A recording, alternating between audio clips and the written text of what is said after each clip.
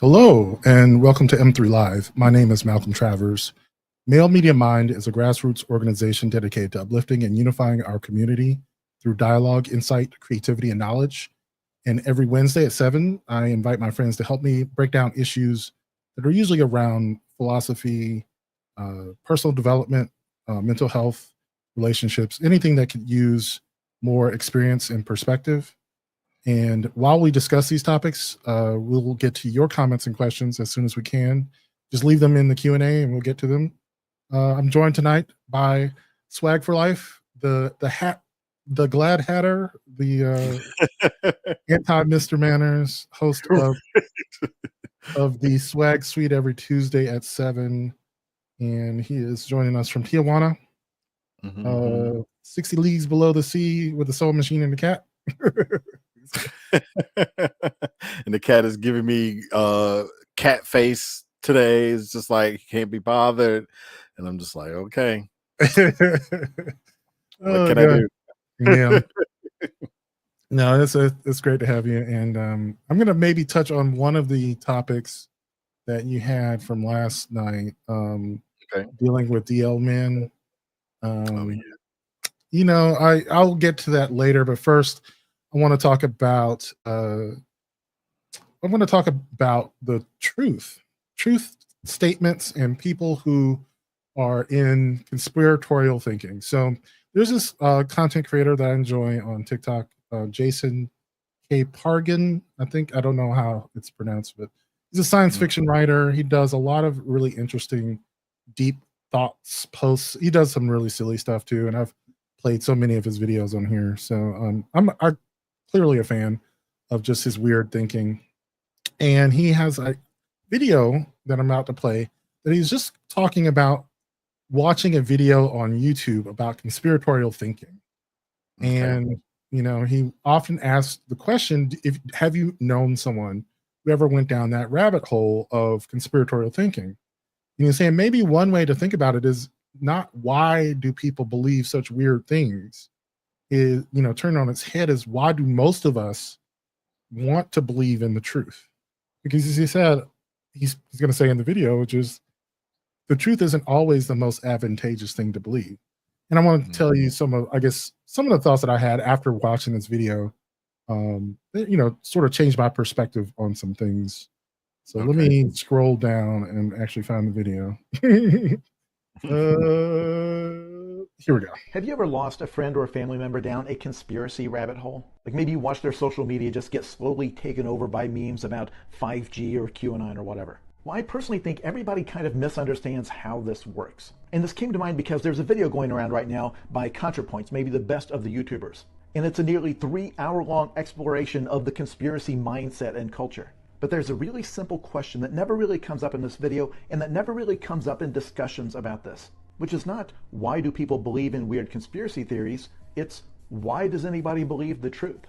And the answer to this is actually not obvious. Let me explain. If I ask you what advantage is there to believing the truth, you're going to say, well, obviously, if you have two houses that catch on fire, and in one house is a person who correctly knows that you throw water on the fire to put it out, and in the other house is a person who has believed a conspiracy theory that says the only way to put out fire is to sing a song to it, it's the person who knew the truth about fire who's going to survive. Just from an evolutionary point of view, the truth is always better, so it's weird that some people choose to believe something else. But we intentionally chose a scenario there where believing the truth is the thing that will save you. So the question is, are there times when a lie would do better?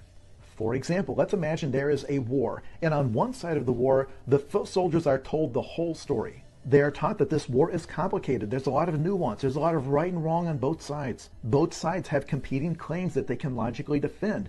And the soldiers on the other side, they're just human beings like you.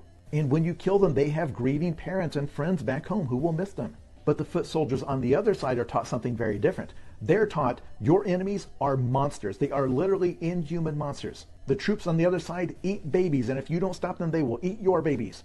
Also, if you die on the battlefield, in the afterlife, you will inherit a giant castle made of gold. In fact, for every enemy soldier you take out is another golden castle you will get in eternity.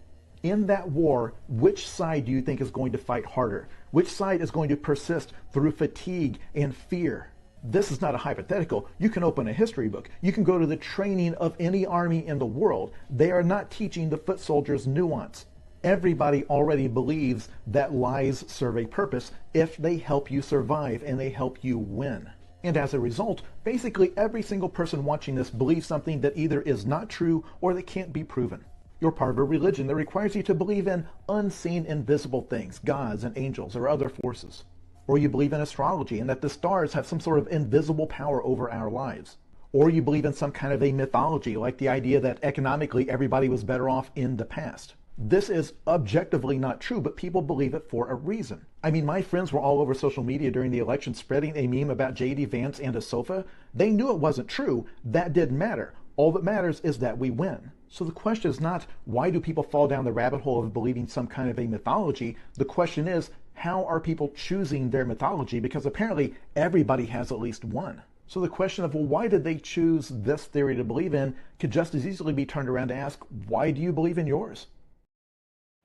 Yeah, I was going to say that one of the most obvious reasons why is that it's a community with people.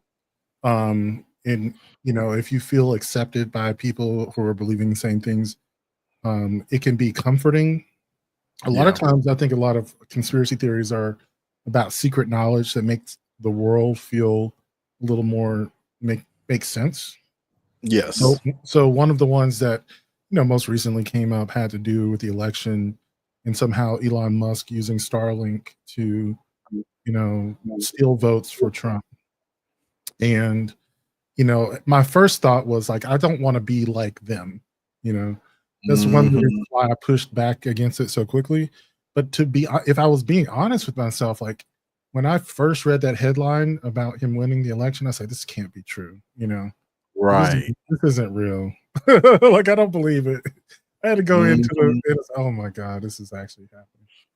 And then I did do a little depth reading about all the counties and, saw a county by county breakdown of which counties went for Trump. And it was so overwhelmingly red. And if you then looked at it, which counties moved toward Trump, there were very few counties, maybe less than 5%, that moved toward the Democrat. It really didn't matter if it was Kamala or Joe Biden. Really, any Democrat would have lost that election based on those numbers. But a conspiracy theory makes the world seem like it makes more sense. Yeah, it's true. And so I guess even though I do push back on people who espouse the conspiracy theory that somehow, some way, an internet service company, had something to do with flash drives, because it should be noted that no election results are transmitted to any county or official over the internet. They actually, even electronic ones, are put onto flash drives and mailed to a central office, with paper backups. And originals are kept at the location, and they can be compared to one another. And believe you that everyone checked that shit in every county. And it wasn't just because Democrats wanted to make sure that this motherfucker actually won. Yeah. But the Republicans were, at 10 fire alarm about possible election rigging, right? So everybody was checking it. And so, it obviously is not true, but I think I understand. And I wanted to posit a couple other theories that I had early on in my life that I believe with not full wholeheartedness, but certainly was curious about. So my first one was a conspiracy theory about the assassination of Martin Luther King. And I read this book. It was called Orders to Kill. And it was a conspiracy theory book about the idea that the FBI, ordered his assassination. In that book, there was a lot of true information about COINTELPRO and their assassinations of different leaders, especially people who were considered communists Mhm. throughout the world. And because of the fact that Martin Luther King definitely delved in communism, he did. I mean, the March on Right. Washington for Jobs and Freedom was about a universal basic income. I mean, like it's very, very communist. Like, and Yeah. that the idea that a war on poverty was literally yeah, UBI, and he had people within his circle who were part of the Communist Party, not just communist beliefs, but actual card carrying communists. And so I could see them making the connections to, okay, they've assassinated communist leaders Mhm. using Pro. Like I could see them making that leap, but all of the evidence that ultimately would connect the FBI to his assassination was iffy at best, you know. But the book was fascinating, and I definitely went down that rabbit hole, and I can understand even to this day if people believe it, because we shouldn't put it past them, you know, Right. because they've done worse. They did not kill him, by the way. They tried to um, basically blackmail him, you know, with a recording of him uh, having sex with one of his mistresses, Right. and they gave him like a gun and said, "Kill yourself." I mean, they wanted him to. They thought they Yeah. could kill himself. Yeah, Mhm. which is to me an assassination attempt. If you're trying to blackmail someone into killing themselves, Yeah, exactly. yeah. So Exactly. it's not crazy, but yeah. And the other one was the 9/11 conspiracy theories. Just Uh-oh. because, yeah, I went down that rabbit hole. I watched a bunch of movies about it. Um, I don't know. I was just, you know, eventually I just said, well, what happened to the planes? He said they put bombs in the buildings. I was like, I mean, the planes still flew into the buildings, right? Like, I don't get it. I don't.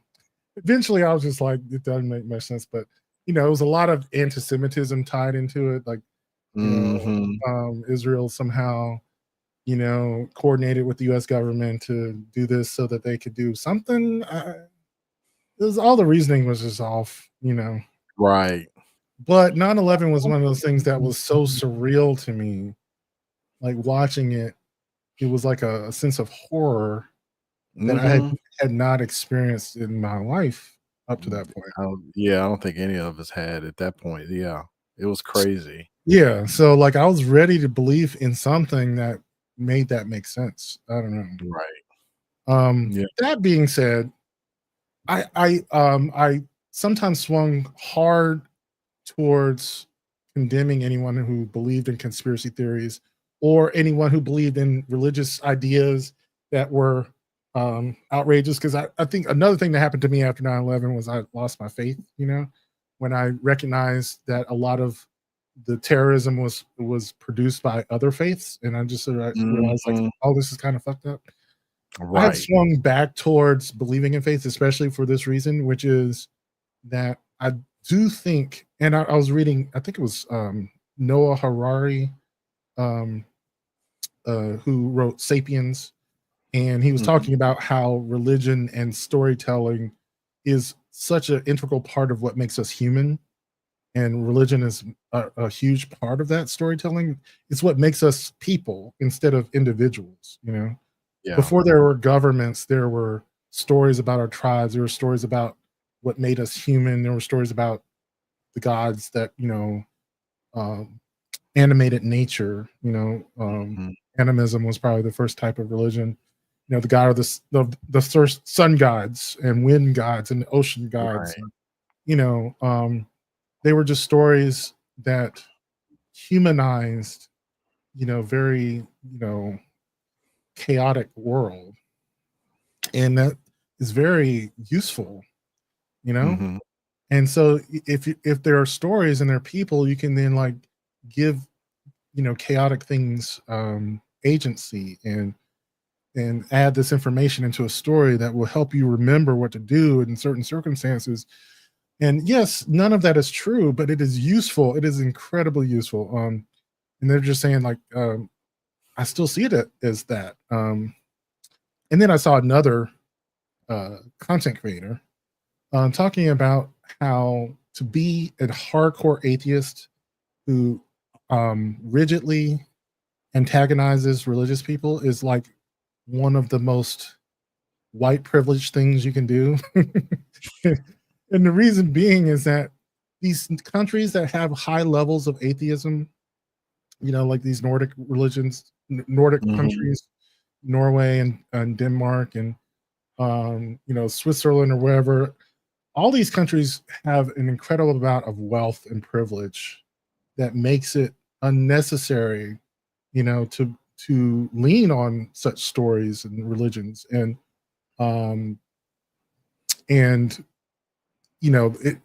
people kind of forget that there was a utility to those stories and to the community that those things created. And so I don't see the point in trying to dissuade someone from their faith anymore, because instead I think I get a little curious. Like, my question is, what do you get out of this? Like, what is this story giving to you?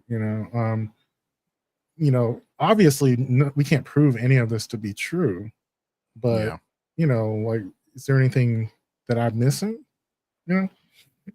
So anyway, True. yeah.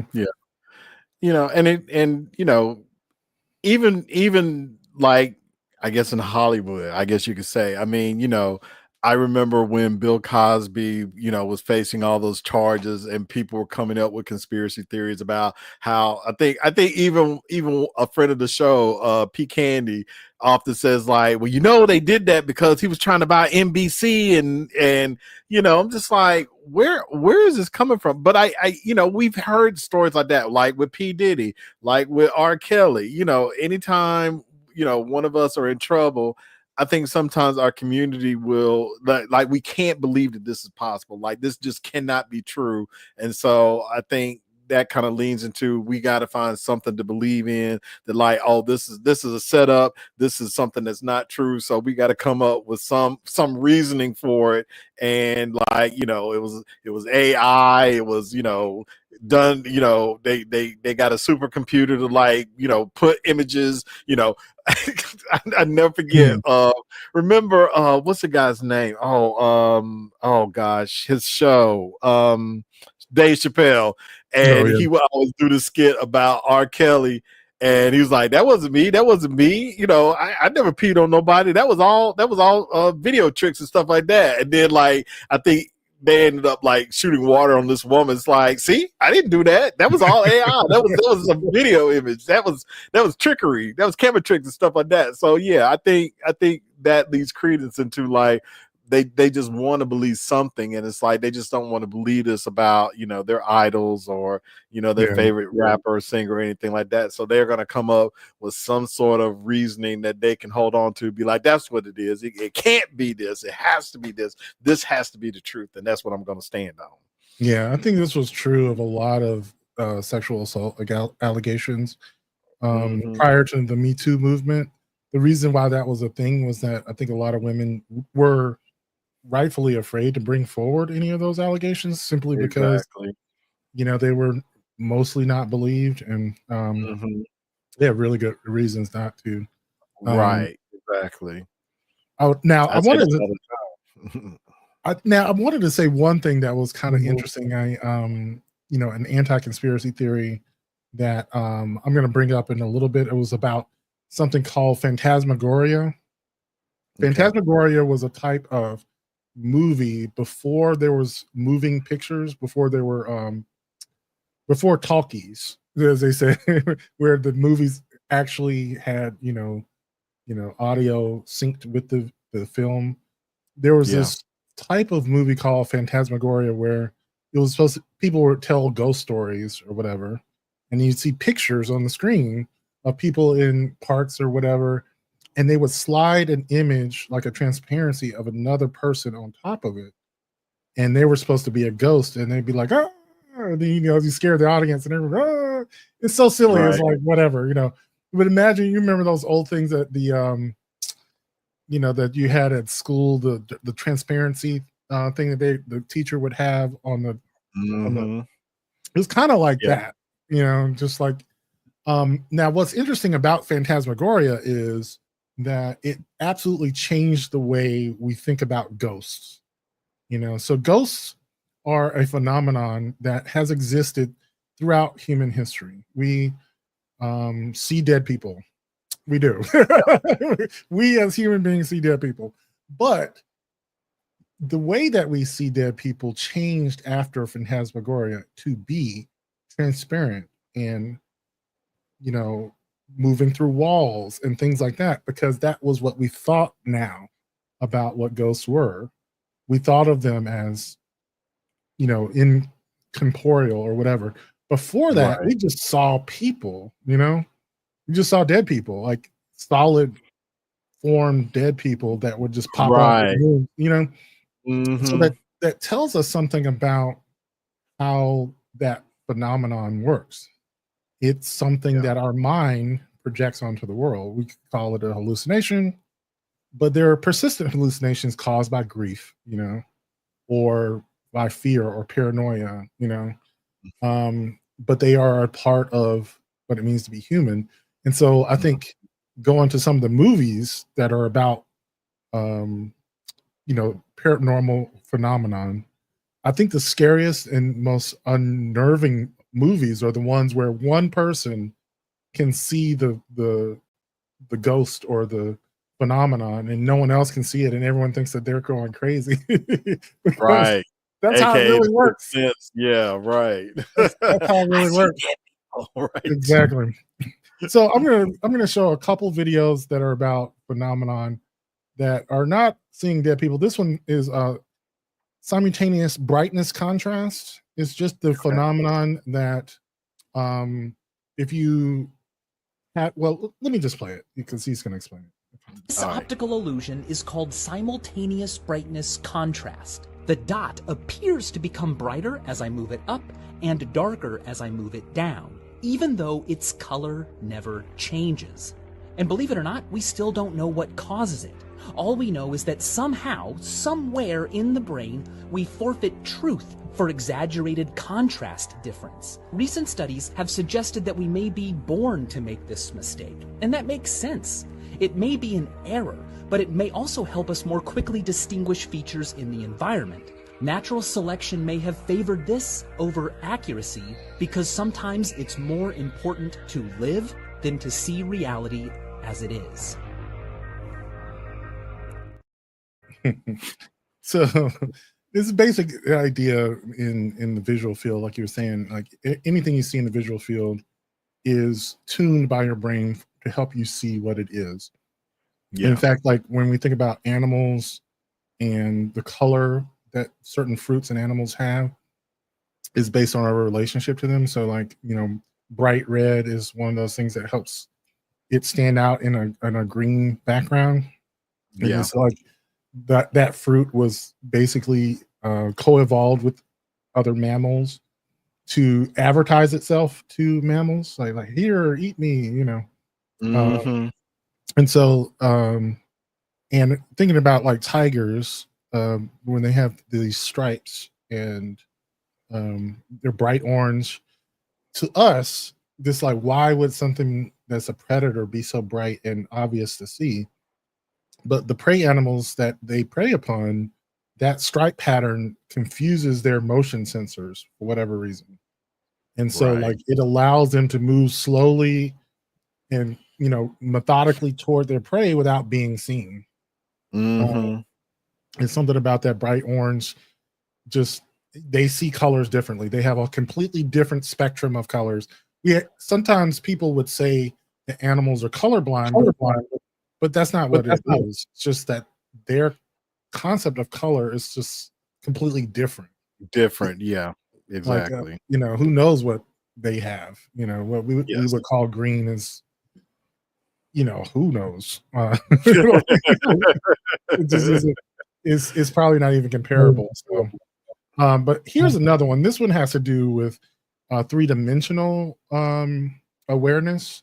So Okay. this is a flat surface I'm kind of spoiling it. Let me just play it. Here we go. What do you see? Well, there's a window and it's turning, except it stops and reverses direction. So the window is oscillating back and forth. That's what most people see when they look at this illusion, except that's not what the window's actually doing. It's on this turntable and it is rotating continuously. You know, the window itself is not a rectangle, but a trapezoid. You can see this side here is much shorter than this side over here, and that is essential to the illusion. Also essential, it is shaded to make it look 3D, but it's actually just a two-dimensional card with the same image on both sides. So now that you know exactly what this object looks like and what it's doing, can you correctly perceive the rotation rather than the oscillation? I still can't. Okay, here's an idea. I'm going to attach this Rubik's Cube to the short side of the trapezoid so we can keep track of it as it goes around. Okay, the Rubik's Cube is going around. Everything seems normal. But now, what is that? It looks like the Rubik's Cube is continuing to go around, but the window is oscillating back and forth. There goes the Rubik's Cube around the back. I don't even know what's happening. Whoa! Look at that! It looks like the Rubik's Cube is out drifting by itself, out in front of the whole illusion. What is happening? God, Isn't that crazy though? that is crazy. Our brain prioritizes three-dimensional ideas over flat ideas. You know, it's like if you draw something with like parallel lines to like simulate a three-dimensional space, we prefer to believe that it's three-dimensional because that is advantageous to our survival. You know, Yeah. like if you perceive a flat surface, you know, no biggie. If it's a three-dimensional surface and something is coming at you, like we Duck, just right. Yeah. exactly, yeah. We prioritize what's more likely to help us survive, and so I think that's true of like conspiratorial thinking as well. These sort of conspiracies and religions and occult thinking and groupthink and all of that. And I think that is a really good thought to have if you get into some sort of thought patterns like, is this useful? Is this going to help me? Like whether it's true or not is important. I think it's important to think about true things, but does this help me survive? Like in both of those illusions, it would probably be nice to be able to break those illusions. Yes. But those illusions are much more important to our survival that they remain illusions. Yeah. It just is. And that sort of gives me comfort for some reason. Sometimes illusions are to our advantage. I don't know. Right. Do we have any comments or questions? Yes, we do. Let's see. Let's start with Sammy. Hey, how's Sammy? How you doing? Sammy says, not eating babies, eating the dogs and cats must be a snack. Oh yeah, that's your opponents will eat your babies. Yeah, that does. Right, exactly. Yikes. Ak, welcome, sir. Good evening, gentlemen, and T'Challa. Don't wish T'Challa good evening. He's salty at me for today for some reason. I don't know what's wrong with him. So Alex says, Malcolm, it sounds like you're saying religion is being used to justify purpose, especially when there's so much bleak around a group of people. That could be, yeah. It could be that you're not ready to accept the bleakness yet. Like if it's a lot to deal with, like maybe ignoring it is okay. Like right now, I'm not paying attention to politics. I'd rather not. It's to my survival advantage to not pay attention to that right now. And so, I thought about it with my grandmother whenever she was stressed out or something was horrible, she just starts singing spirituals, be like, oh Jesus, just rocking. Like, she was just ignoring the whole world and just get into some, old Negro spirituals. I'm like, you know what? That is so useful. I need to do that. I mean, it could be considered a form of therapy. It's like they don't want to Yeah. think about this stuff, so it's like, I'm just gonna turn it over to Jesus, Lord. I'm just Yeah, gonna turn it over to the Lord and just forget about it and sing exactly. my hymnals and yeah, that's a good point. Yeah, like fuck it. I can admit that I can't handle everything. Shit. Right, Yeah, exactly. But when there's an abundance of wealth and prosperity over a long period of time, the need to look towards a deity shrinks significantly. it does. Yeah, I think that's why that a lot of people have said that like they believe that like religion is sort of on a decline. Mhm. Um, And I as think the time's thing is, gone on. as it's on the decline, what people are calling deconstruction needs to happen, which is we need to find tools that were in those religious traditions that can help us soothe, and you know how we can, I don't know, come to peace with some of those things that were helpful to us, and maybe find analogous tools that are outside of these belief systems, and so that we don't have to be repulsed by fact claims that we know not to be true, or just tall tales that just don't really resonate with us anymore. Mhm. um, but I think this is one of the ways that I'm deconstructing, because like I said, I left religion maybe 20 years ago, but I recognize that there are stories that bring me comfort that I know not to be true. I always said, like, I don't have to believe in Peter Parker to, believe that with great power comes great responsibility. Right. Just saying, like, they can be fictional stories and still teach you something. Yeah. And so, yeah. But the thing is, when we believe them to be true, they have a tendency to spread more. They tend to be stickier more.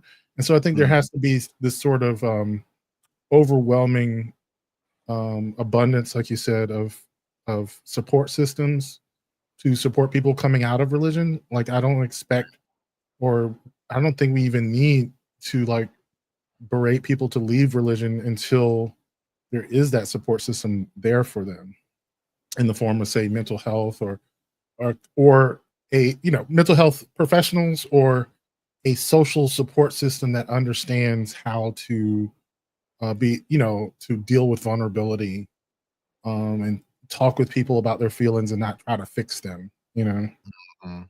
Right. So all those sorts of things have to be in place. Gotcha. Yeah, social safety. Uh, Yeah. yeah. Sammy says, folks themselves begin to assume deity status until shown otherwise. Even then, it's hard for them to accept their normalcy. Yeah, there are political religions. There are definitely, you know, cults of personality. Yeah. Yeah, for sure. And that is real. Mm, yeah. I mean, I don't want to bring this up again, but I mean, we've got one in DC now who thinks that he is. So I'm just gonna Yeah. leave it at that. Yes. Yeah, this is true. This is true. All Yeah, right. we don't want to go So down that rabbit hole. thank you guys for the comments too. All right. So actually, I want to turn to a few things dealing with homosexuality. And I wanted to get into why Christians have such a problem with gay people. And I'm going to play this clip right here. And we'll talk about Two it. men can be a family and they can adopt kids, which I think is problematic. Two women could be a family, they can adopt kids. Marriage doesn't mean anything anymore. What threat is that to you if those two men love each other? This charming gentleman is Shane Winnings, the CEO of the Promise Keepers. And this clip is a good jumping off point to answer a question that showed up a lot in my comments lately. Why are queer people a threat to the status quo? Why can't we just be left alone to live our lives? The answer to this question is both incredibly simple and very complex. Articles and dissertations and books have been written on how and why queerness destabilizes patriarchal heteronormative societies. The simple answer is that patriarchy and heteronormativity are very rigid structures that require people to adhere to a very narrow set of standards.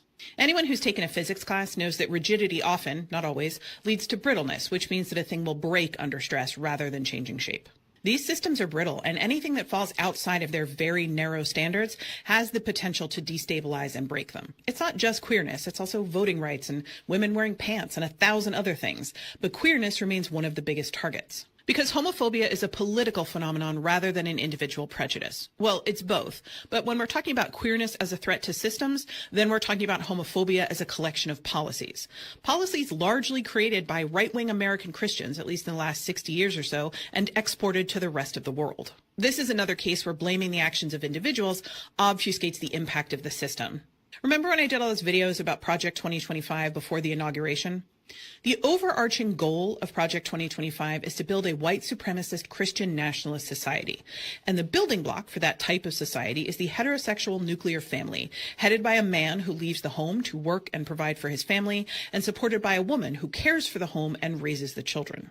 Queer people pose a threat not because the Bible says we're going to hell, it doesn't, but because we don't fit anywhere in that structure, not if we're living as our authentic selves. Queer identities are expansive and stretch far beyond the constraints of the society that Project 2025 imagines. If queer people, who are exceptions to the rules, are allowed to coexist with people who are following the rules, two things happen. The first is that the system is weakened.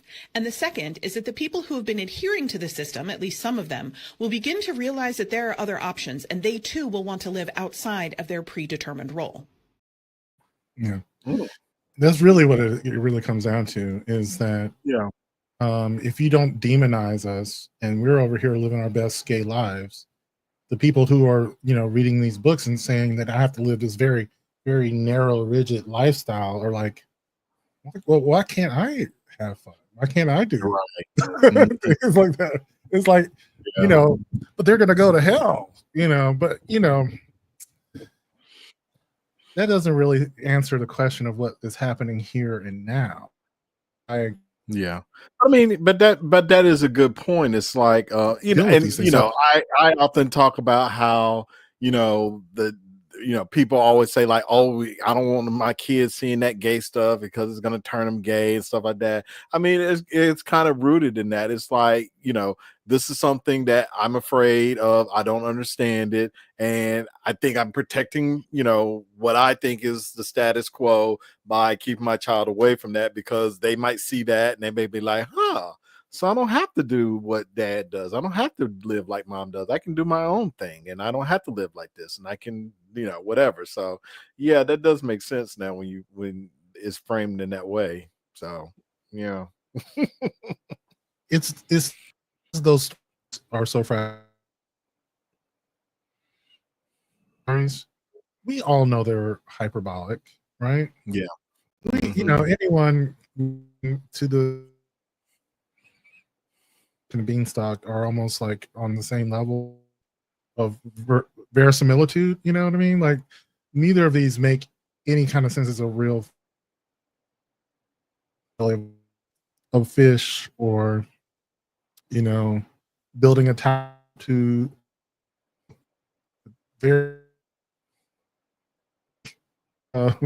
or blowing a trumpet to break down walls, or like all these stories just sound very fanciful, and it's fun, don't get me wrong, party and walking on dry land, Mm-hmm. like it really stretches the limits of, right? And so a very rich structure to maintain those beliefs. Yeah. Part of us, if you don't believe these things, adhere to these, if you don't these things the way that they are, you'll be,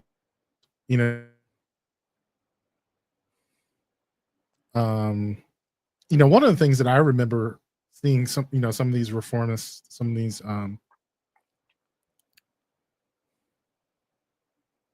about all the other things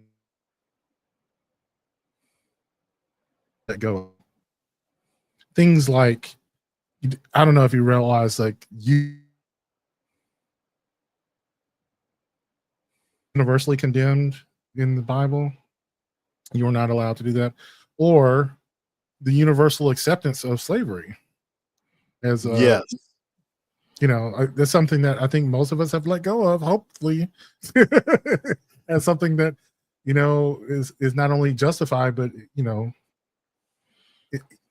accepted. It doesn't say Right. let go of your slaves. It says be good to your slaves. That's okay. Exactly. Exactly. I have said that many times. It's like, okay, okay. So, what y'all got to say about that? Exactly. Well, that's not what that means. That's not what that means. Oh, okay. Well, that's Yeah. what it says. So, And not only that, like the passages which outlaw homosexuality are right next to the ones that say you're not supposed to wear mixed fibers or eat shellfish.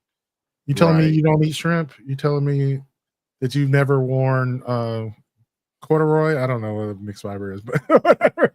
It's like whatever. You never had wool and cotton mixed together before, like whatever fabric is like that. Like no one Right. cares about those rules. You just pick these rules out because, like they were saying, dealing with family structures, they want these very narrow, confined family structures of a man and a woman, where the man works and the woman stays at home, or is at least in charge of the household. Even if she works, she's still in charge of raising the kids and managing the household. And is subordinate to her man. Like they would definitely be in favor of that sort of mindset. And obviously with two men and two women, or multiple men and women in polycules, whatever it might be, definitely challenges that, right? Like especially if it's stable and happy. And they will immediately make up statistics about the ways in which gay relationships are less stable than heterosexual relationships. Right. That isn't true, but even if it was, that doesn't, that does not negate the fact that there could be other, straight relationships that are not as stable, and you wouldn't, preach against that, like Exactly. It's like when they love to say like, oh well, two men and two women can't create life. How's this population going to survive? It's like, but there are straight couples that choose not to have children or are not able to have children, and I don't see y'all out having parades to stop any of that kind of stuff. But you're right. It's always like they pick out the parts that they disagree with, and they just get hyper focused on that. And it's just like, forget the part about where straight couples aren't having kids. What about these two homos right here that can't have kids? That's a problem. Yeah. Well, yeah, and they would get into this idea. I'm going to play another video from a creator we saw last week, where they would say, yeah, the function of heterosexual relationships are to make babies, right? And since you can't make babies, therefore your relationship is null. Of course, that doesn't make any sense. Like if neither of them have infertility or they're too old to have children. But even now, we sort of realize through scientific investigations and studies that survival of the fittest didn't necessarily mean survival of the fittest person. It meant survival of the fittest groups of people. And so gay people kind of give you a release valve, right? Like if you're not just parenting children all day, you have a release valve for children who don't have parents, right? That to me as a group makes you more fit. Like you have someone who has reserves of resources and time and energy to raise the children of other people who can't take care of their children. Yes. Anyway, so to me it makes sense from an evolutionary standpoint. But this person was talking about masculinity and femininity as a response to someone's purpose. And maybe that for him was the revelation for him as to why people have such an issue with people, men who are feminine or women who are masculine. I'm gonna Okay. play this real quick. Something that's always been confusing to me, and I think I figured it out. It's weird to me that we have so many expectations for what men and women are supposed to like. Men are supposed to like big, powerful trucks, dark, solid colors, harsh drinks like whiskey, and just anything that's like a big, strong, hard, rugged thing. Women, on the other hand, are supposed to like flowers and sweet things like fruit cocktails. They're supposed to have long, delicate nails and enjoy little, pretty things. However, for straight people, there is the expectation that who you're attracted to should be the opposite of everything else you like in your life. Men are supposed to desire to surround themselves with big, rugged things, but be attracted to small, dainty women. While women are supposed to surround themselves with little dainty objects, but then be attracted to big, rugged, strong men. And it makes no sense to me why, for one area of your life, you would like the opposite of every other area of your life. It finally occurred to me that people are not expected to buy things that they like. People are expected to buy things that represent their function in society. The vehicle you drive, the clothes that you wear, the drinks that you drink, the food that you eat, it all is supposed to represent your function, your purpose, not your preference, your purpose. If my purpose in society is to be a big, strong man, then I need to have big, strong man things to show everyone that I am meeting that function. I'm a manly man, and manly men do physical labor. To do physical labor, I need a big, powerful truck, and I need to wear clothes that I don't mind being trashed. But even if I have a desk job where I'm in front of a computer for 8 hours a day, I'm still expected to get the big truck and to wear the plain clothes. And that's why when you get people who are like, I'm just gonna buy what I like, I'm gonna do whatever I want, everyone else is like, well, what's your function? How do you exist in society? And I think this is part of why tomboys and tomboy culture has always been more acceptable in society than feminine men. For generations, society has said that women's role is to be dainty and delicate while they take care of everything at home. But then when you see a woman in a business suit, you're like, oh, that's a businesswoman.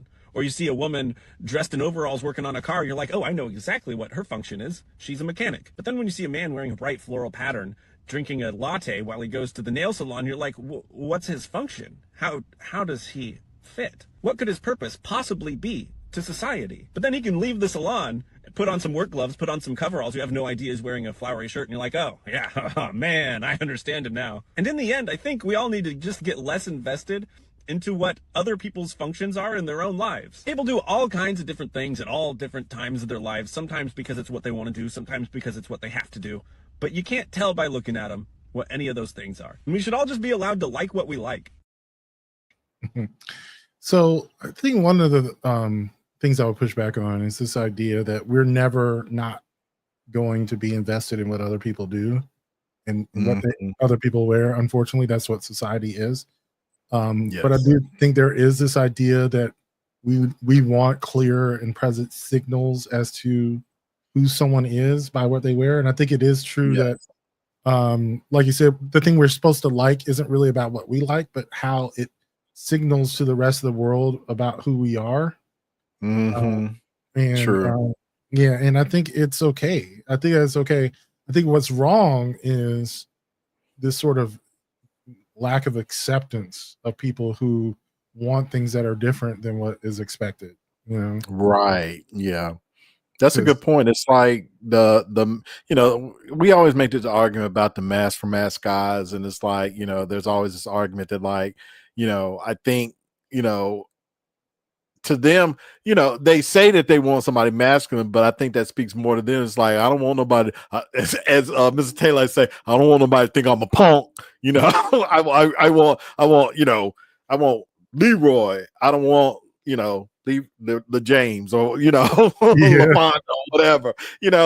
That's like a reflection on them. It's like, no, I ain't doing the bending. So no, I got to get, I need somebody who's strong like I am. I don't want that. So yeah, that makes a lot of sense, because you're right. I think that is why a lot of people do get kind of like offended at like men who, like you said, that like to dress a certain way that maybe is a little bit more feminine, because I think we do like those markers so that we know, like he says, oh, this is what your purpose in society. You are a man. You like to wear coveralls, and you like to get dirty and stuff like that, not get your nails done and, have, a cosmopolitan for dinner or whatever. So yeah, that does make sense. And I think, gay people definitely throw a wrench in that. And even for, masculine gay men like ourselves, just because we definitely feel the freedom to be feminine whenever we want to be, Right. I do for say the drinks or whatever. I mean, but here's a question I was going to have for the group, and it's something that I was considering for the book club for next month, which Mhm. is, how can we, celebrate masculinity, and or even if we should, how can how can we define masculinity or celebrate it or ask for it without um inevitably denigrating femininity or because it just seems like, I guess, in a heteronormative patriarchal society, any sort of celebration of masculinity is going to rub people who are less than masculine the wrong way. Is going Mhm. to, um it's kind of like it's kind of like white people saying, why can't there be more white people in movies? Why can't we talk more Yeah. about, it's kind of like that because you know, um, yeah, men are the white people of the sexes. Right, exactly.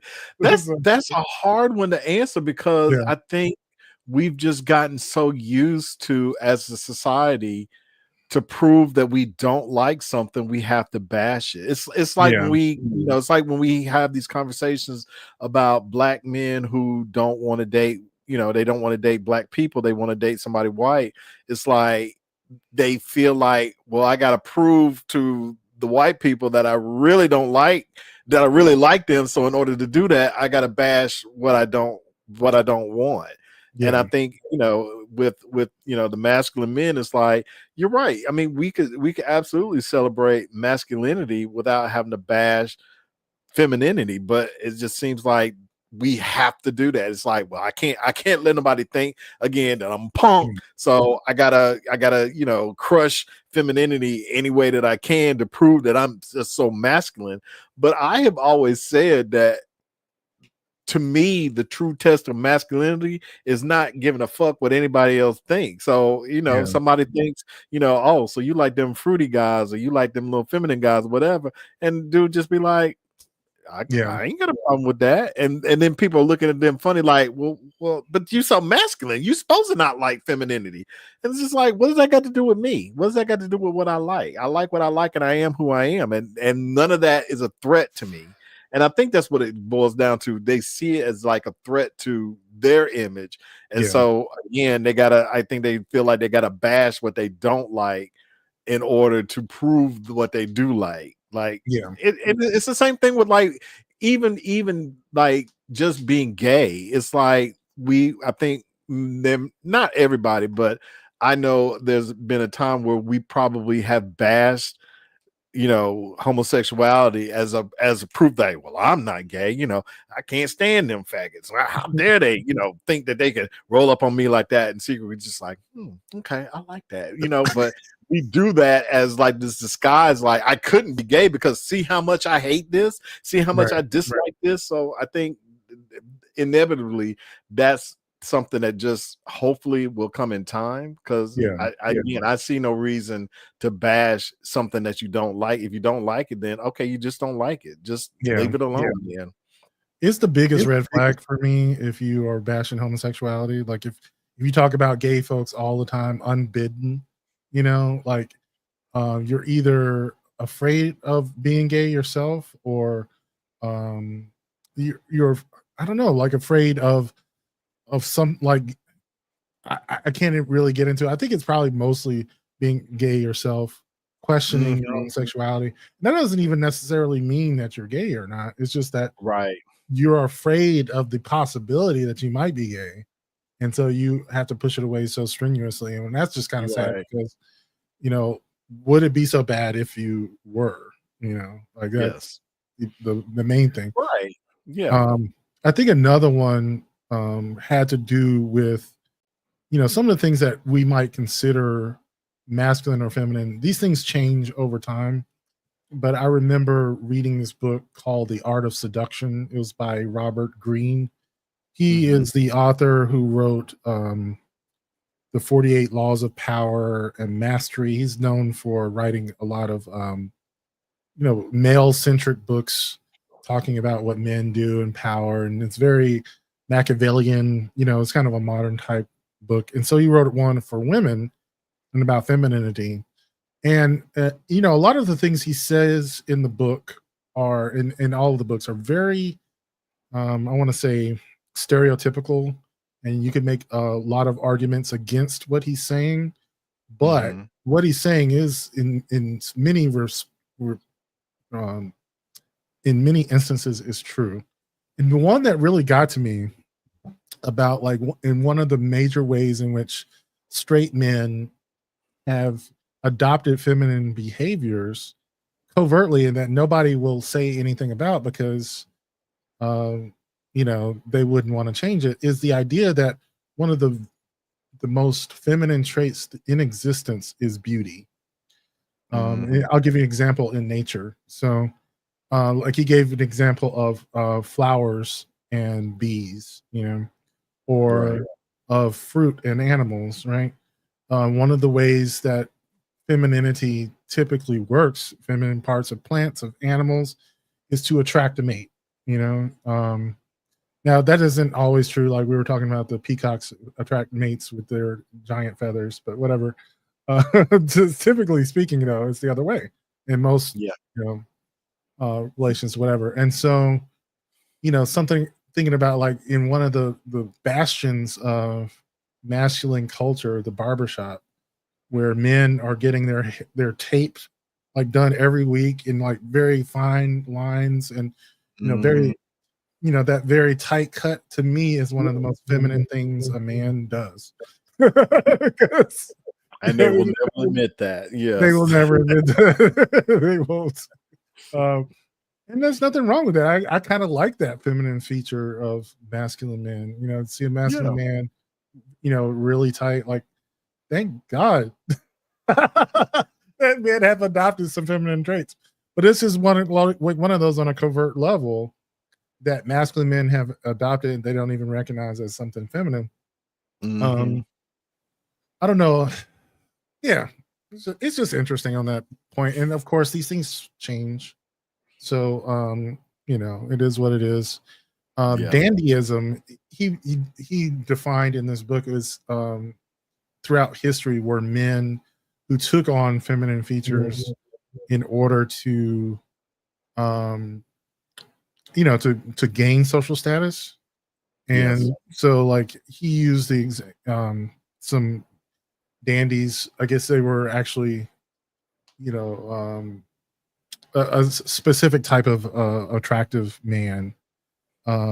He, I think, used Don Juan as an example throughout literature, where these men would dress in very overt ways, and, like, by today's standards would be feminine.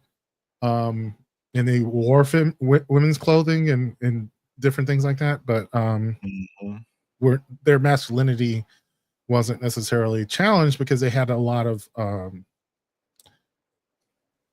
privilege. They had a lot of money.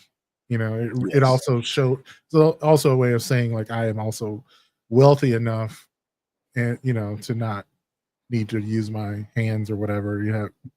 Whatever. Anyway, so it's interesting. I am trying to find a book that gets into masculinity. A lot of the books that I've read, especially by Black authors, have been by women. So I'm looking for Black male authors who talk about masculinity.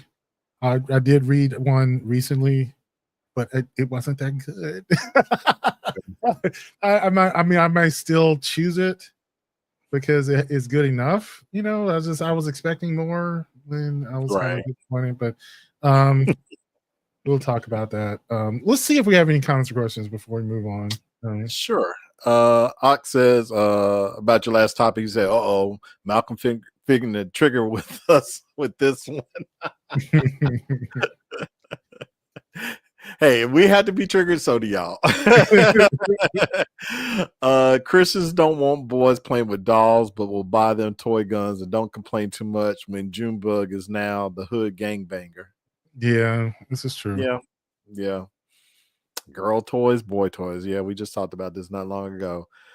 Christians always cherry picking what is and is not acceptable based on the current trends of the era and what places heterosexual men at the apex of authority. It definitely Yeah. changes over time for sure. It really does. It does. Pink used to be considered masculine. Yeah, it was. It was. Yeah, exactly.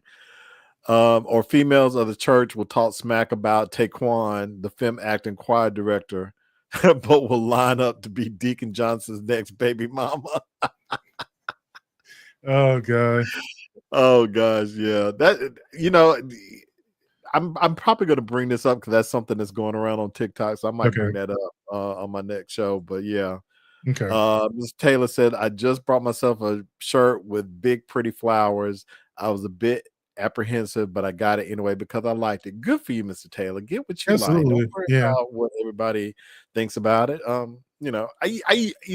going back to the pink thing, I remember growing up, my mom bought me a pink shirt, and I was like afraid to wear it, but when I put it on, I'm like, damn, I look good in pink, So I went ahead and did it anyway, and nobody ever really gave me any shit about it. So do what you want to do. Do what makes you happy. Don't worry about what society tells you. I keep telling one of my straight male friends, your definition of what is gay is not what I am, but he keeps proving to me what straight is. How is he proving that to you? Yeah.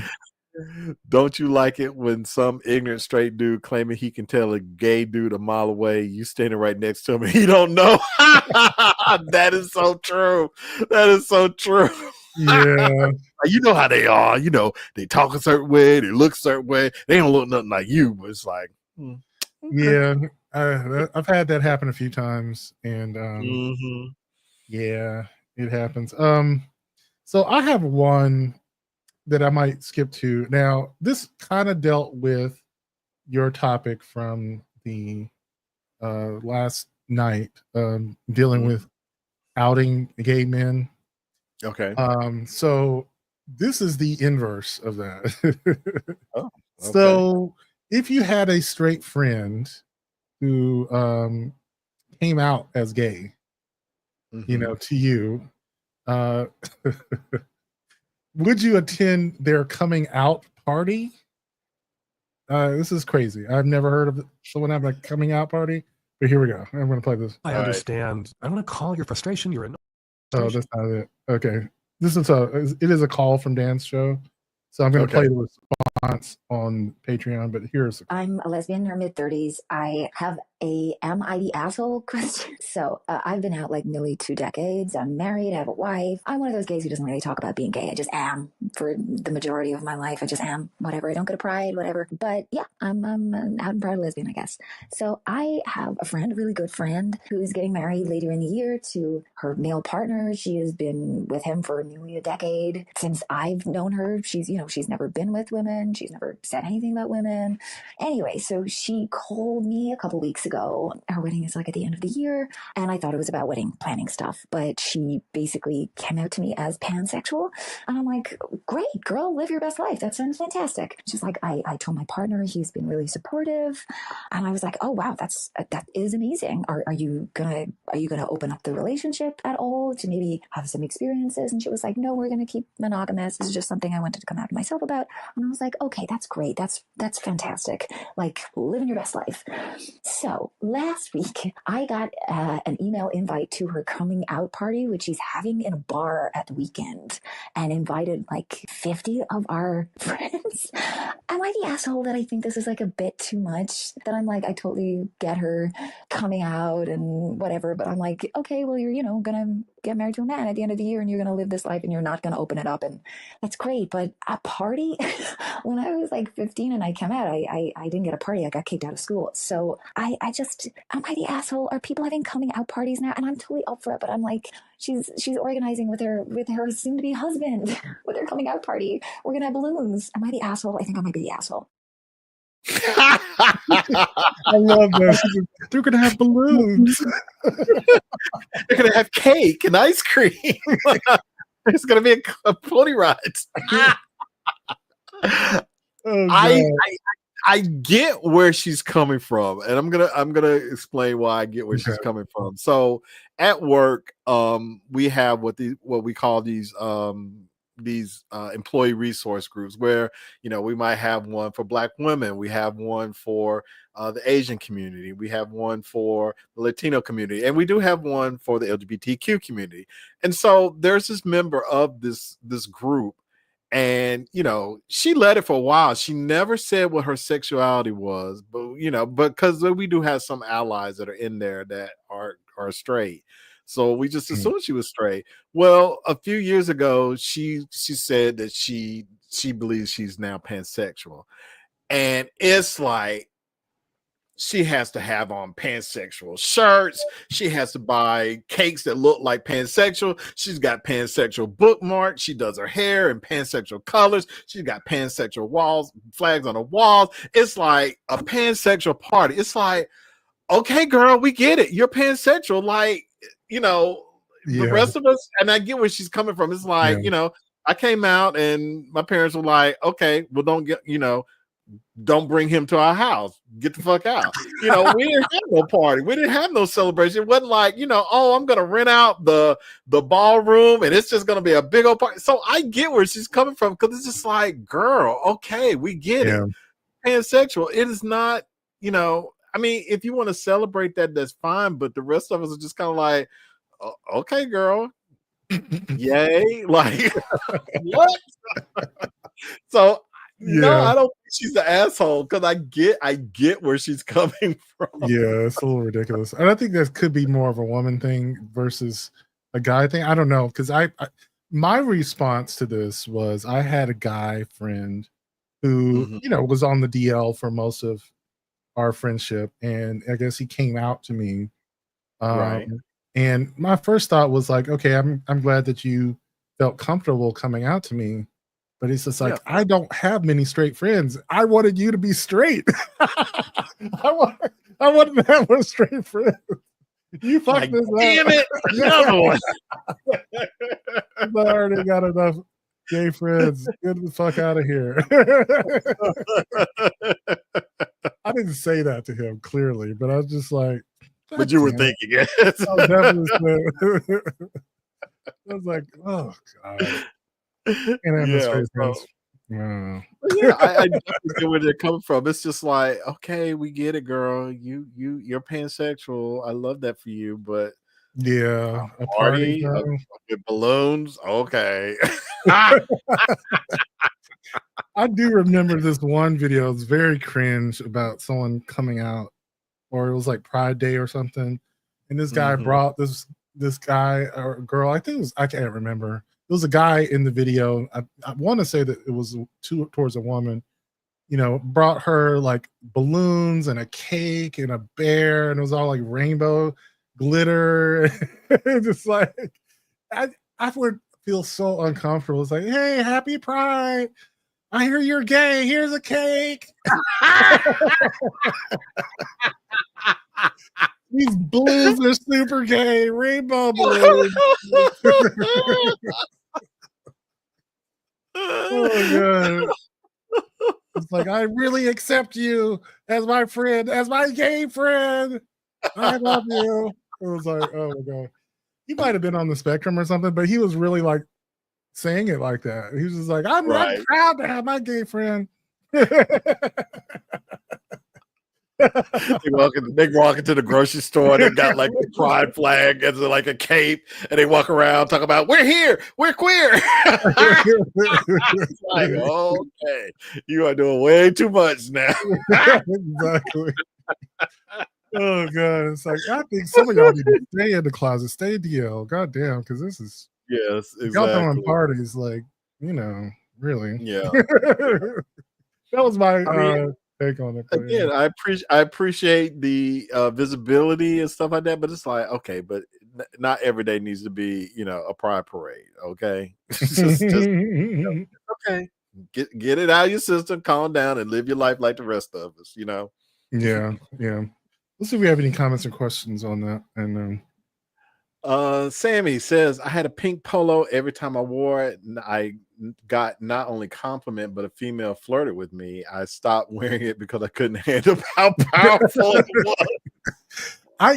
Pink is nice. Pink is a great color. It is. It is. I guess, especially against our I'm skin.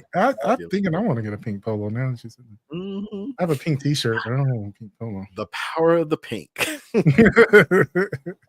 Sammy says she is asshole because she's jealous she could celebrate coming into her life also.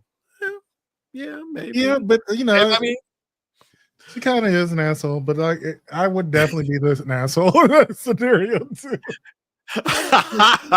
Hawk says, left my ass off. If that goofy broad don't go to this party, eat up all the food, and ride all the ponies, there's bound to be motherfucking ponies at this party.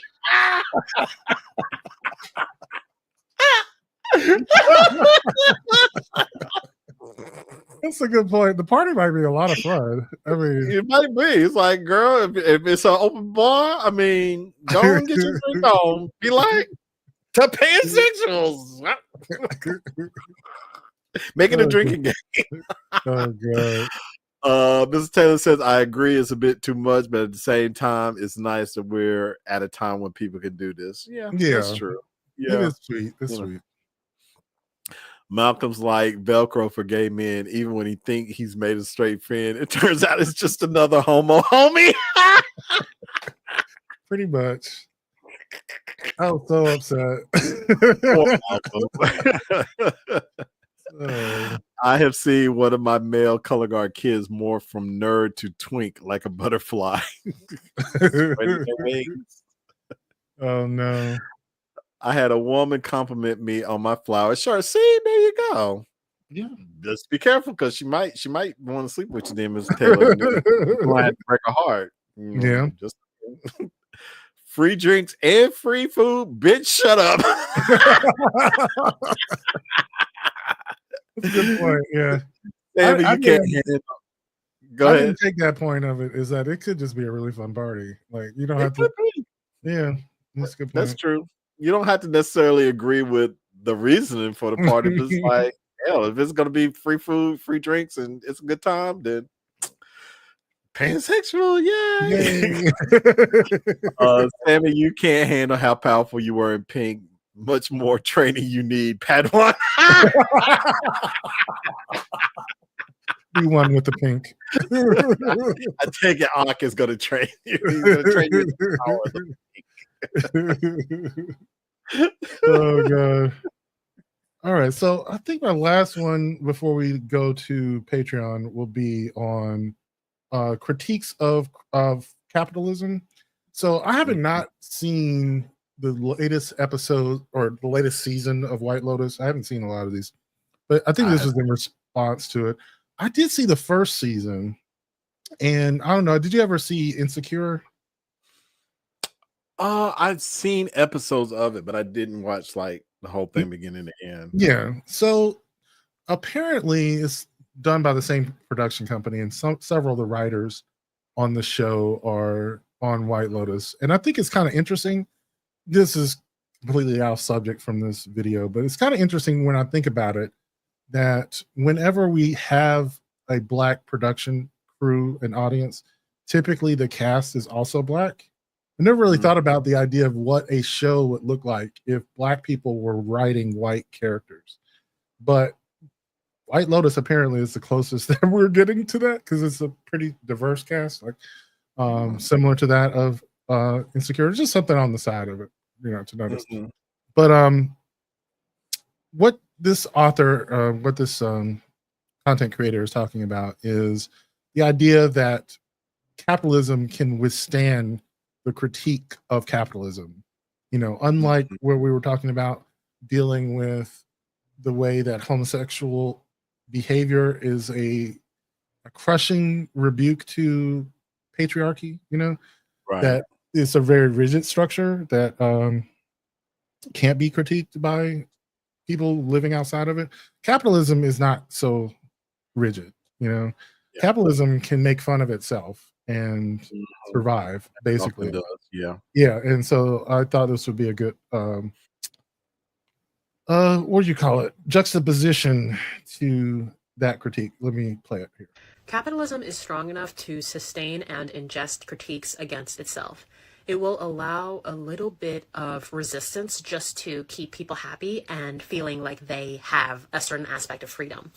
To me, this is made clear by the fact that some of the most popular shows of the moment right now, shows like Succession, The White Lotus, Severance, Industry, have strong anti-corporate or anti-rich themes.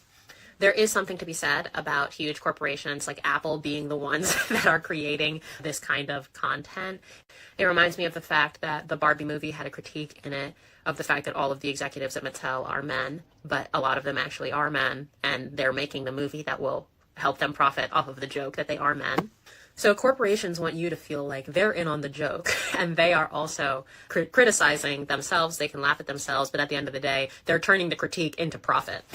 During a time of such economic insecurity and a lot of anti-capitalist sentiment brewing, it makes sense that these are the most popular shows. A show like Severance, for example, it shows the literal disconnect, the quite literal separation from self, or alienation from self, as Marx would say, that workers experience in the 21st century. That's Kamina in the back. While shows like Succession show the immorality and generally just how fucked up the ultra wealthy are and what they choose to do with their wealth, corrupting politics, using it to excuse abuse and perpetuate abuse. I honestly find it really interesting, and I think of this scene in The White Lotus. I've only seen the first season, where the two girls, one of them, the daughter of the family who's very wealthy, is reading, I think, Wretched of the Earth by Fanon, which is such an interesting point to make because this family is clearly very morally bankrupt and they're worried about extremely frivolous things compared to the guy who the girl's friend is dating, who is native and is having to work on the resort to survive. At the same time, I feel like there is a disconnect between a lot of America and these shows, and maybe the shows aren't as ubiquitous as they seem, but it would definitely be hard to say that Succession or Severance is your favorite show and you're a conservative and you voted Trump. It's like we would have to really question what exactly you think the show is about. And it's interesting to see the kind of dissonance that exists between that media and what seemingly half of the population believes, although I guess there's always been a kind of divergence and that the Hollywood elites have always leaned liberal. Yeah. I thought about that where I think sometimes people miss the point of a show. Sometimes I was thinking about with Severance, for instance. Sometimes people just like the weirdness of it and like the sort of obvious critique about the, like you're saying, the alienation of workers, the sort of dividing yourself when you're at work, or even sort of deeper philosophical ideas about, what does it mean to be a person, just go right over someone's head and they just kind of go, ooh, they're fucking. Right, exactly. There's a lot of weirdness in there that you can just point at. But I haven't seen the Barbie movie, but like that one to me was such a like almost fu to itself. Like it was, the Barbie brand is very well protected, right? Like they haven't done a lot of media with it, and whenever anyone would criticize it or try to make like a Barbie character, say like even in like Toy Story, they had a lot to say about what the idea of Barbie would be in other media, right? So Mattel is very protective of the Barbie brand, and yet in their movie they criticize themselves, which I haven't seen the movie, so I don't know to what degree, but everyone agrees that it's critical of itself, and they don't give any fucks because it was a fucking success. Like it was one of the most successful movies of 2023, right? Like, yeah, exactly. Exactly. I don't know. Yeah, I was gonna say the same because it's like Black Mirror. There have been several episodes that kind of poke fun at Netflix. So I mean, even this newest season, there's an episode. The very first episode is a direct jab. It's a direct jab at any streaming service, but I mean, a lot of people are just like, okay, Netflix, we see you. Like you're poking fun of yourself.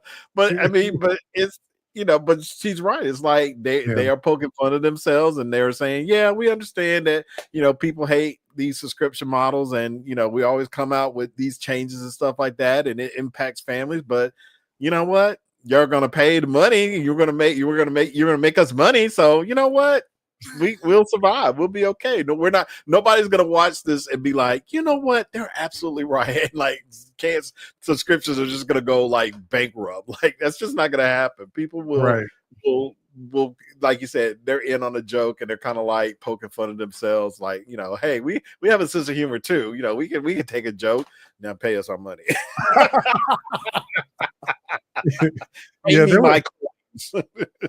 Yeah, I think I haven't seen the episode yet. I started, but I haven't gotten into it. But I can't wait to see it. But I know one of the fears Netflix had about the subscription model for years. It was for almost 15 years or so that people were sharing their passwords with each other. And so when they decided to crack down on it, they were really fearful of losing a lot of their customers. They did. They lost about 4 million customers. They all came back. they did the studies, and they figured out how to bring people back with lower subscription models with ads, and all that kind of thing. And people got cheaper versions of Netflix rather than just. They just have really good shows. It's like if the product is good, like, people are gonna go ahead and they might cancel their subscription, but then it's just gonna be like, damn it, everybody's talking about this show and I can't see it, and I can't borrow somebody's password to watch it. Damn it, I gotta get back on Netflix now. Yeah, it's interesting. I wonder if they would ever change their model instead of dumping an entire season at once, like panning it out like they do on Prime and Max. There are some episodes that they do that, like some of their shows, like Love is Blind, and some of the other like kind of reality game shows. They will put out like just a few episodes, and you have to wait next week for more episodes. So they do that. But not with all the shows, but there are some that they do that with. Okay, yeah, because it to me seems like what they're dealing with are people who will get a subscription service for a month and cancel it. And there's apparently an app or a document that'll help you determine ahead of time what months you want to subscribe to which services. Yeah. And like you can plan out your viewing schedule. Because because like I'm trying to think what I have. I have Netflix, Prime, and Disney Plus, Hulu, right? Yes. And I don't think I have. I think I might have Max. I'm not sure. If I did, I'm not. And then of course Apple Plus, but that I didn't pay for because it's part of my phone. But there, when I think about it, a lot of these services I would get more of to watch one or two things, and then I would cancel it to view it if I was trying to watch it. That to me makes the most sense, because when you have all these services all at the same time, it's a lot of money. It really is. It is a lot of money. And so it makes sense to like pick and choose maybe 2 or 3 at a time. Yeah, and I think that's what a lot of people are doing. And one of the ways that they're getting around that is by stretching out these shows over a longer period of time. But even then, you can wait till the show comes to an end, binge it all, and then move on. Yep, you sure can. Yeah. So, I don't know. Don't stay off of social media so you don't get spoilers. Right. That's just true. I'm pretty good about that, though. All right. Let's see if we have any comments or questions then. Let's see. Sammy said, okay, Swag, not watching Insecure. Give me your black card. I didn't say I never watched it. I just didn't watch every episode. I've seen it a few times. So, Yeah, the actress who plays Kelly is actually a writer for Insecure, and she's also a writer for White Lotus, and she's in White Lotus as well. Oh, okay. Yeah, that's what I was just making that. Yeah. Anyway. And Sammy says, I usually don't run from a fright, but I don't know if I want to endure the training. You can endure it, Sammy. If you can do color guard, you can do this. Yeah.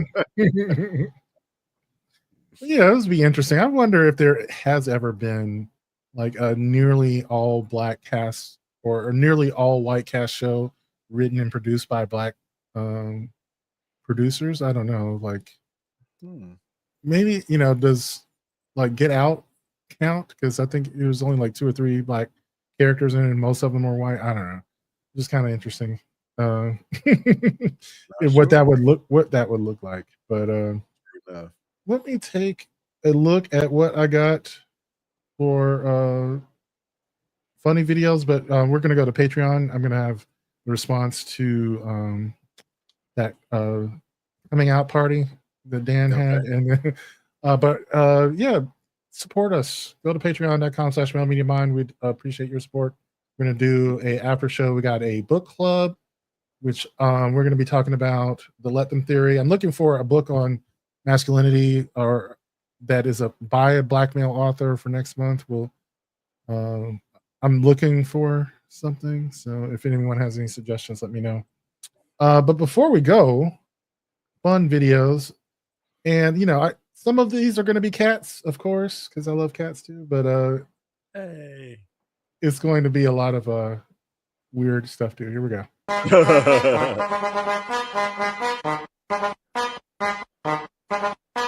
Mambo. Chopper. Doggy style. No te canses. Oh, can you tell your boss this is the reason you're late for work? Would they believe you? No, they wouldn't. Super fly, super good, shoulda, coulda, knew I would. Super fly, super fresh. Ask your mama, she's impressed. Super fly, super cold, super mean, What the hell? Yeah, you know Why what? did you hold me like this? Always so good. Fuck boy on there. Where you going? Fuck boy on there. Watch the me. Fuck. I get into the weird flexibility stuff. But that dude's ass is popping. I'm sorry. I want you to stay. Hard. Oh. I know, right? Till I'm in the grave. Till I rot away, dead and buried. Till I'm in the casket you carry. Birds of a feather, we should stick together and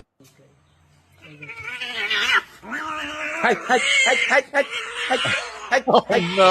Guess you wanted some crab legs. I guess so. Okay, I see you got it. I'm gonna put it up a little more, okay? A little more. You'll be fine. Don't worry, you got this. Oh my God. Yeah, bro.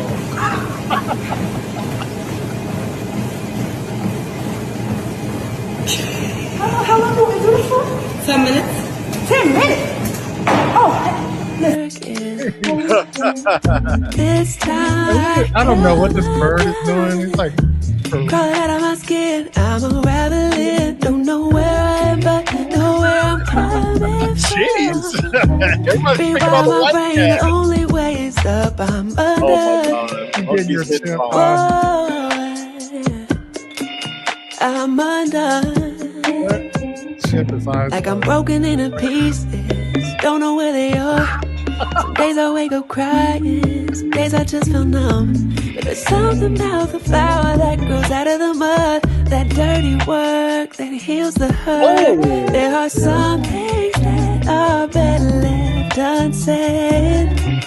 It ain't worth it. Damn. Trying to find some peace and quiet here inside my head. It ain't working. Wow. This time I come undone. Crawling out of my skin, I'm unraveling. Don't know where I am, but know where I'm coming from. Rewire my brain, the only way is up. I'm undone. I'm undone. Build me up, bring me down again. Build me up, bring me down again. Build me up, bring She don't want no puppy, she want a big dog. Wash my clothes the other day, found a 10 ball. No. Nah. Oh, I know, right? And he's still walking. He got hit by a car, landed on another car.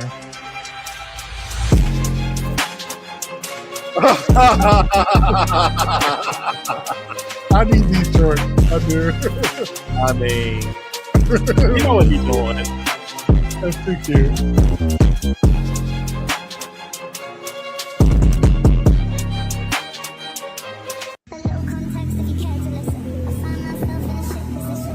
So I'm thinking like he's a bodyguard, and he's like, oh, he's got to jump in after this one. I'm like, oh. Yeah, I'd be like, nah, I ain't doing that. She's dumb as fuck doing that. Oh, gosh. That's so beautiful. I need to make that my screensaver. Remember any of the rap that you did? My money don't jiggle, jiggle, it folds. I like to see you wiggle, wiggle, for sure. It makes me want to dribble, dribble. You know, riding in my Fiat, you really have to see it. 6'2" in a compact, no slack. But luckily the seats go back. I got a knack to relax in my mind. Sipping some red wine. Oh, I never saw that or someone. No, what?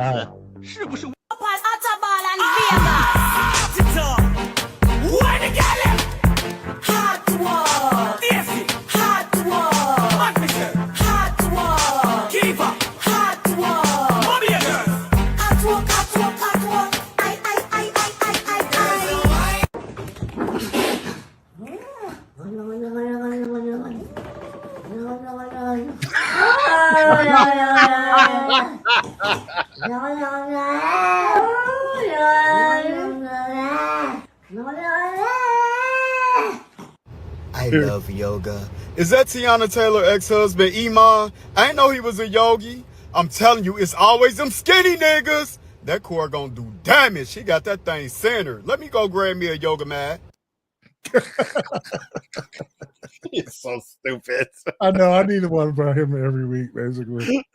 It's hilarious to me. He is hilarious. But yeah, thank you everyone for joining us. I have an episode lined up for the M3 Bearcast. I just finished it today, and it is scheduled to come out Friday. And I'm hoping to be more consistent because I've missed a few. So yeah, check out the M3 Bearcast coming out this Friday, and I will let you know what's going on. Of course, the Diggler Digest would be out tomorrow, but Cream is not going to be back until May.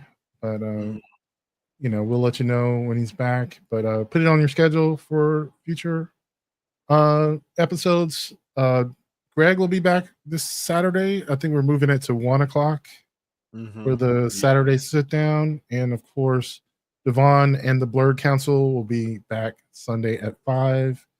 We will have a Monday episode. Usually we talk about business, but I try to make it funny.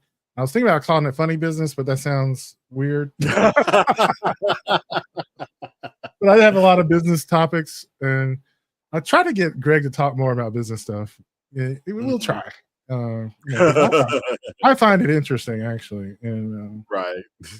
So someone to talk to about it. And of course, the Swag Suite will be back 7 on Tuesday. All the segments. I need to come up with segments for the show, by the way.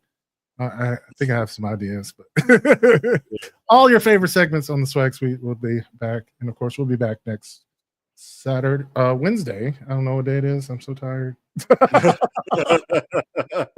thank you. We'll be back for Patreon. See you in a little bit.